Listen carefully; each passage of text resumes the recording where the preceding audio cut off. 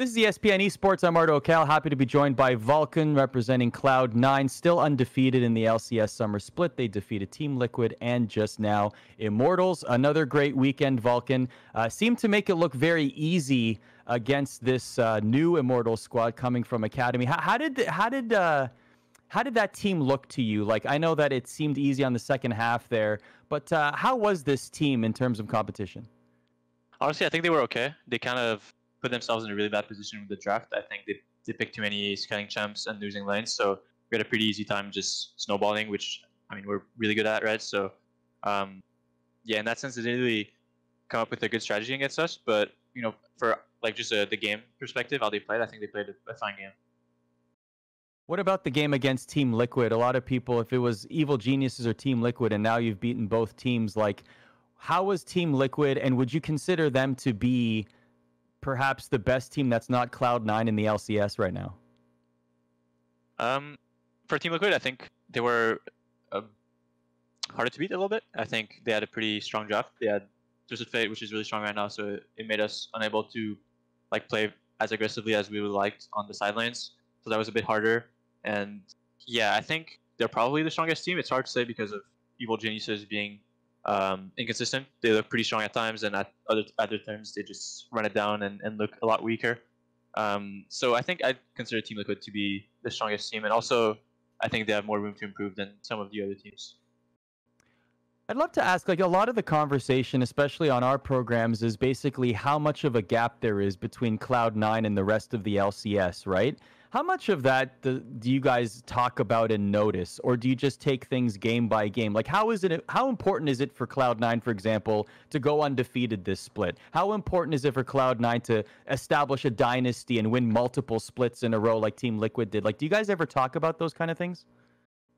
Not at all, actually. I think we're mostly focused on making sure we improve every day, because it becomes harder and harder with, like you said, with Cloud9 having like a gap between the first and second team and just the rest of the league in general. It's hard to find improvements, so we're focused on finding stuff that we can improve at, finding our weaknesses, and making sure that we are covering those and trying to make them strengths. And as for the 18-0, it's in the back of our mind, but we don't really discuss it. I think we take the 18-0 for sure, but we prefer just focusing on game to game, scrim to scrim, make sure we're developing new playstyles, new champions. And the dynasty thing, I'd like to win multiple splits with Cloud9 and beat the 4 times in a row, but I don't want to look too far ahead, too far in the future. Just focus on game by game. Let me ask it this way, because obviously there is long-term potential here, right? Like, you guys are with Cloud9, barring anything changing, trades, whatever, but contract-wise for the foreseeable future, all 5 of you. So that potential is there. Like, do you feel like everybody on this team is committed to creating something long-term, like creating this winning culture, this possible dynasty for many splits to come? Yeah, I think we're very similar in that regard, in terms of both persons and players. Personally, I mean, I can't talk for my teammates, right? But personally, I see myself in Cloud9 for a long time, and I want to perform at the highest level always. So, and I'm pretty sure my teammates view like the game and their career the same way. So yeah, I'll see all of us, the 5 of us, bearing trades like you said. Just keep going for a few years and stack up the wins. I know that we're in these extraordinary times, and you guys are playing, whether it's at team houses or playing in your own facilities, etc. Have you heard anything from the LCS? I know that at the start of the split, they talked about monitoring everything and possibly making decisions as things go along, monitoring what's happening in California, etc. Have you guys heard anything from the league about any sort of updates on whether or not it would even be a possibility for players to come back to the studio this split? Last thing I heard, I'm not too sure about this, but I think there's a possibility that we play playoffs in the studio, obviously with no fans in the arena. That would be cool, but yeah, I'm not too sure. I haven't heard an update on that one, and I think it might be looking like it's going to be online for the whole split. Hopefully, there's no complication for Worlds, because I do want to compete internationally and want to see how we stack up. But so maybe playoffs in studio, but I'm not too sure on that. So you personally, I'm asking you this opinion and your thoughts on it. What would need to be in place in order for you to feel comfortable to compete in person?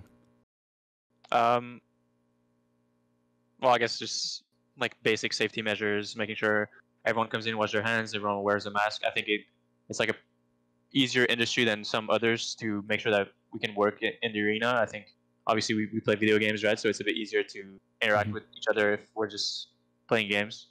So yeah, just make sure everyone is following the basic safety guidelines. Okay, my last question for you. This is a fun one. Your teammate Niski uses emotes a lot in game, right? We saw the FPX ones. He uses the dabbing penguin all the time. In your opinion, what is the best use, or how many emotes is a fair amount of emotes to use in a game, in a league, in an LCS game, and also what is the best use for an emote in game, in your opinion? Um, okay. How many times you can use an emote in game? I think you can use it as many times as like the more the better. You know, I think Misky does a Okay. great job at using it. I'm not using it enough. I don't really think about it too much. But there was this. I think my first game I used a Ramis emote. That's my favorite one. I think that's the best one. I think after you make a mistake, you use a emote, the thumbs up emote. It's pretty funny. I think that's one of the best uses. So if you make a mistake and if someone does something like the enemy team does something really stupid, then you can use the blitzcrank question mark one. I think that's pretty good too. So those are my top two. Vulcan joining us here on ESPN Esports. Thank you very much for your time. Thank you, guys.